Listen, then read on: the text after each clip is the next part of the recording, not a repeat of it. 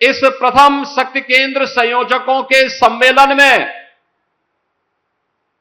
मैं भारतीय जनता पार्टी के राष्ट्रीय अध्यक्ष माननीय नितिन नवीन जी का, राष्ट्रीय संगठन महामंत्री माननीय बीएल संतोष जी का आप सबकी ओर से हृदय से स्वागत करता हूं, अभिनंदन करता हूं। आप में से हर कार्यकर्ता इस बात को जानता है कि 25 दिसंबर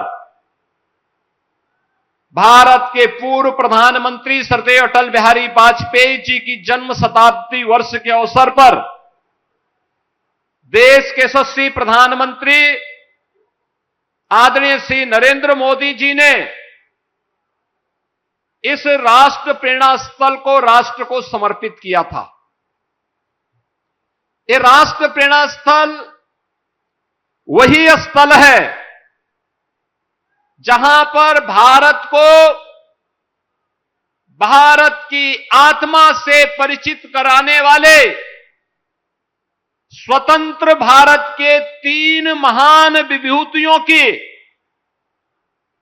जीवन दर्शन पर आधारित उनकी 65 फुट ऊंची प्रतिमाओं के साथ साथ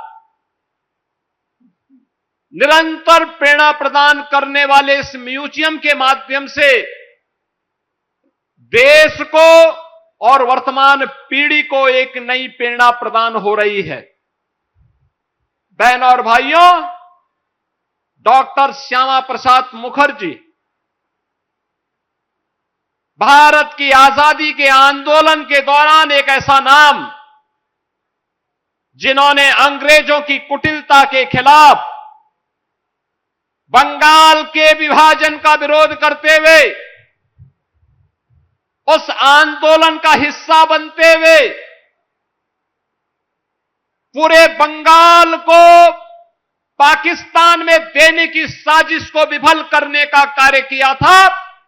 आज को जो बंगाल है, वेस्ट बंगाल है, अगर यह आज भारत के अंदर है और वहां हिंदू सुरक्षित है, इसका श्रेय जाता है डॉक्टर श्यामा प्रसाद मुखर्जी को। आज कश्मीर भारत के अंदर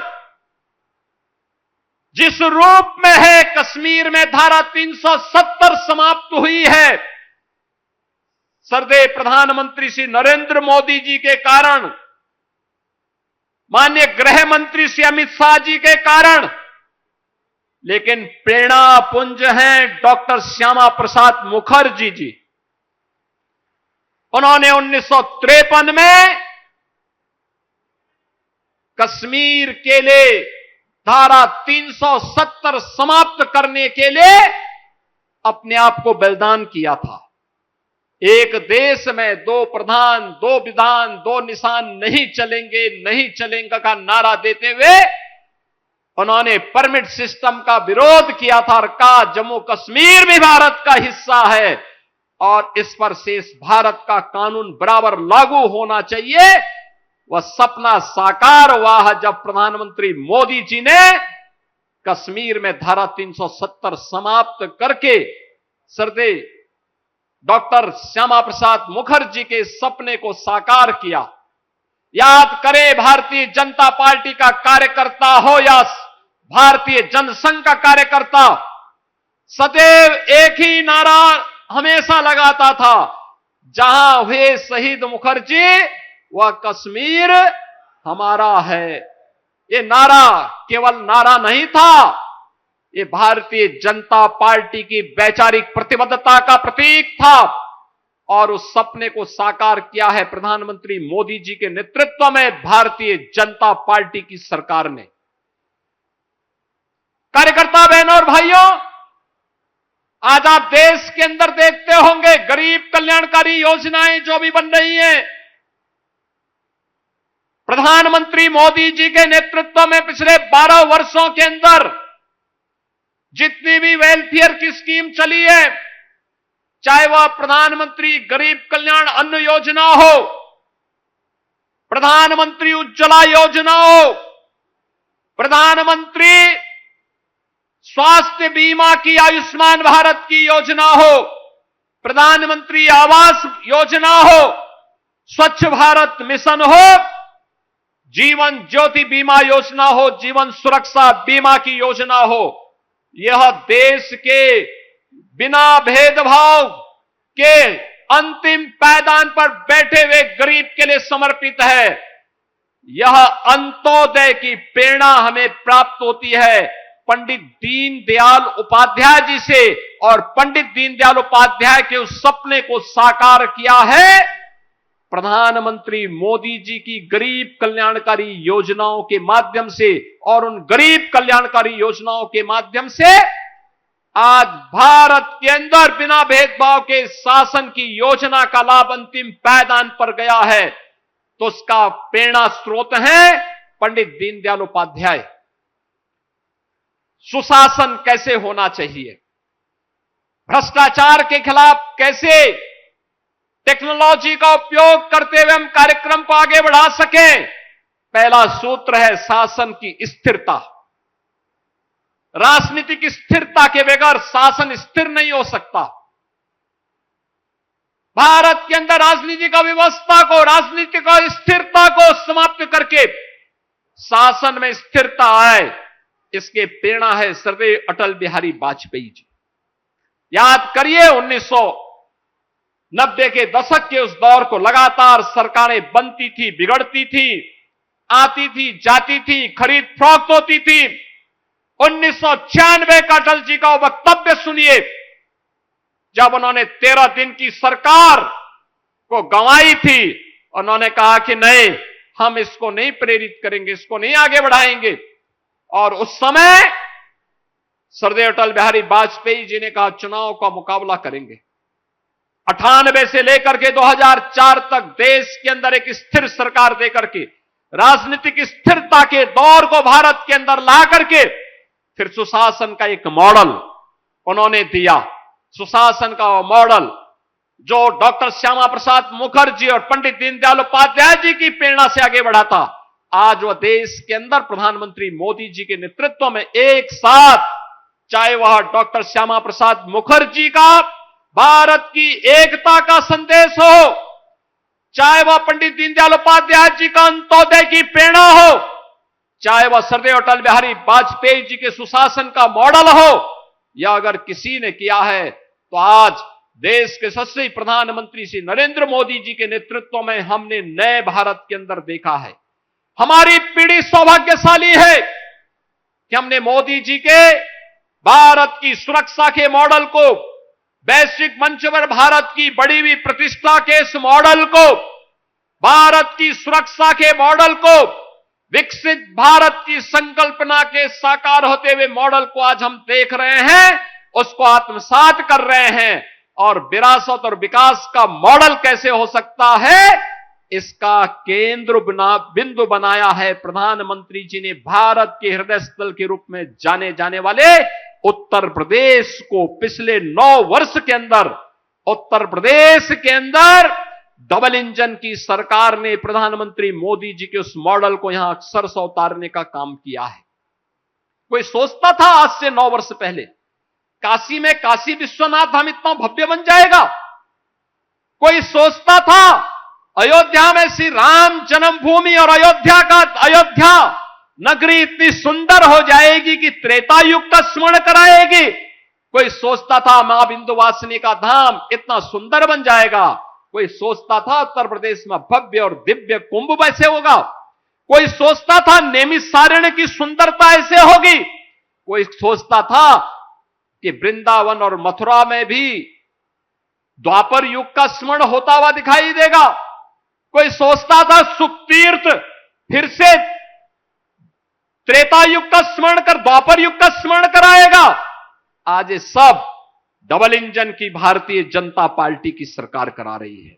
विरासत भी है तो विकास का model, infrastructure, world class infrastructure, highway, railway, metro, inland waterway, rapid rail, इस सब का मॉडल आज यूपी के अंदर मैन्युफैक्चरिंग के एक हब के रूप में यूपी का बढ़ती हुई ताकत, हमारे पास अगर हम ड्रोन बना रहे हैं तो हम ब्रह्मोस मिसाइल भी बना रहे हैं। यही अंतर है। 2017 के पहले पिछली सरकारें माफिया पालती थी, हर जिले में अपने गुर्गों से कट्टा और बम बनवाते थे लूटपाट करने के लिए, और आज हम देश की सुरक्षा के लिए ब्रह्मोस मिसाइल बना रहे हैं लखनऊ में। हमारे लिए राष्ट्र सुरक्षा महत्वपूर्ण थी, उनके लिए अपना लूट तंत्र मजबूत करना महत्वपूर्ण था, और उसके लिए वे लोग लगे रहे। ये वे लोग हैं जिनकी अपनी कोई विचारधारा नहीं। भारत का विरोध करना, भाजपा का विरोध करते करते कब वे भारत का विरोध करेंगे कोई पता नहीं। उनके दैनिक दिनचर्या का हिस्सा है। वे निरंतर इसके साथ लगे रहते हैं। वे लगातार इन कर्मों के साथ जुड़े हुए हैं। उनकी आस्था तब आहत नहीं होती है जब बाबरी ढांचे का समर्थन वे लोग करते हैं, तब भारत की आस्था की चिंता उनको नहीं होती है। जब वह भारत के मानबिंदुओं का अपमान करते हैं, जब लैंड जिहाद, लव जिहाद और थूक जिहाद का बड़ी बेशर्मी के साथ ये लोग समर्थन करते हैं, तब इनको भारत की आस्था और उत्तर प्रदेश की आस्था की चिंता नहीं होती है। लेकिन वोट बैंक की तब चिंता होती है।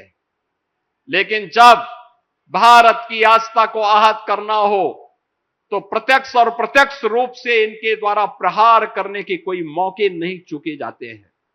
बहनों और भाइयों, हम सबको याद रखना होगा, आज जो विकास दिखाई दे रहा है, आज जो सुरक्षा का मॉडल है, आज जो सुशासन का मॉडल है, और जिस प्रकार से डबल इंजन की सरकार समाज के प्रत्येक तबके के लिए, क्या वो युवा हो, क्या वह आधी आबादी बहन और बेटियों के स्वावलंबन और सुरक्षा से जुड़ा हुआ मुद्दा हो, क्या वह अन्नदाता किसान हो या गरीबों तक शासन की योजना का लाभ बिना भेदभाव के उपलब्ध करवाने का कार्य बिना रुके हुए, बिना डिगे हुए, बिना झुके हुए, बिना थके हुए निरंतर पहुंचाने का कार्य कर रही है। और यही तो पीड़ा है इन विपक्षी दलों को। समाजवादी पार्टी, कांग्रेस, इन सब की चिंता यही है कि जिस तबके को ये जाति के नाम पर बांटते थे, वर्ग के आधार पर विभाजित करते थे, वह तबका तो गरीब कल्याणकारी योजना के माध्यम से गरीब को, किसान को, नौजवान को और महिलाओं को डबल इंजन की सरकार ने अपने के साथ जोड़ने का काम किया है, भारत की एकता और अखंडता के लिए। क्योंकि हर भारतीय जनता पार्टी का समर्पण है और उस कार्य को, उस संकल्प को पूरा कर रहा है भारतीय जनता पार्टी के नेतृत्व में डबल इंजन की सरकार। और इसलिए वे विभाजन की अपनी सारी की सारी मेहनत का कहीं ना कहीं ठीकरा अब फोड़ करके भारत की आस्था पर प्रहार करने का कार्य कर रहे हैं। और इसीलिए मैं आप सबका आह्वान करूंगा, यह समय है हमारे लिए जब हम इन सब के प्रति जागरूक हों। शक्ति केंद्र का मतलब भारत की लोकतांत्रिक व्यवस्था का वह केंद्र बिंदु जहां से एक एक मतदाता के साथ हमारा संवाद शुरू होता है। प्रधानमंत्री मोदी जी ने हमेशा कहा है, चुनाव जीतने का मतलब विधानसभा में चुनाव नहीं लड़ा जाता है। चुनाव लोकसभा स्तर पर और जिले स्तर पर और प्रदेश स्तर पर नहीं लड़ा जाता है।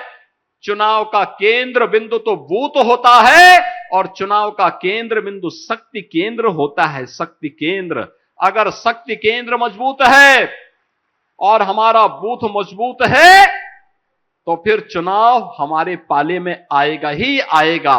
और उस दृष्टि से उसके रखवाले के रूप में आपकी बड़ी भूमिका, उस महती भूमिका के कारण दुनिया के लोकतांत्रिक देशों में सबसे बड़े राजनीतिक दल के रूप में जिस पार्टी ने प्रधानमंत्री मोदी जी के नेतृत्व में यह सफलता प्राप्त की है, उस भारतीय जनता पार्टी के हमारे राष्ट्रीय अध्यक्ष माननीय नितिन नवीन जी आज हमारे इन शक्ति केंद्र संयोजकों के साथ संवाद बनाने के लिए स्वयं प्रदेश की राजधानी लखनऊ में आए हैं और इस दृश्य में उनका आप सबकी ओर से हृदय से स्वागत करता हूं, अभिनंदन करता हूं।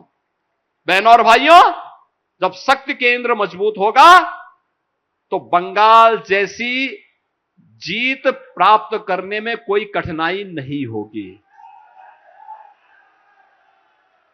बंगाल की जीत केवल जीत नहीं है, बंगाल की जीत का मतलब पंडित यानी वह डॉक्टर श्यामा प्रसाद मुखर्जी के सपने को साकार करने की जीत है। जिस बंगाल को घुसपैठ का एक अड्डा बना दिया गया था, जिस बंगाल में अराजकता को चरम तक पहुंचा दिया गया था, जिस बंगाल में भारतीय जनता पार्टी के अनगिनत कार्यकर्ताओं ने अपना बलिदान दिया है, उस बंगाल में भारतीय जनता पार्टी की थंबिंग मेजॉरिटी के साथ सरकार बनना इस बात को साबित करता है कि हमारा शक्ति केंद्र मजबूत होगा, हमारे लिए कुछ भी कठिन नहीं होगा। और अगर शक्ति केंद्र मजबूत है तो सब कुछ हमारे हाथ में है। और इसलिए बहनों और भाइयों, मैं आज के दिन पर आप सबको आह्वान करूंगा कि आज राष्ट्रीय अध्यक्ष जी का मार्गदर्शन प्राप्त हो रहा है। राष्ट्रीय संगठन महामंत्री जी एक एक कार्यकर्ता के उत्साह को स्वयं अवलोकन कर रहे हैं, देख रहे हैं और फिर उसके अनुरूप वे अपने रिपोर्ट और अपना मार्गदर्शन भी फिर भेजेंगे।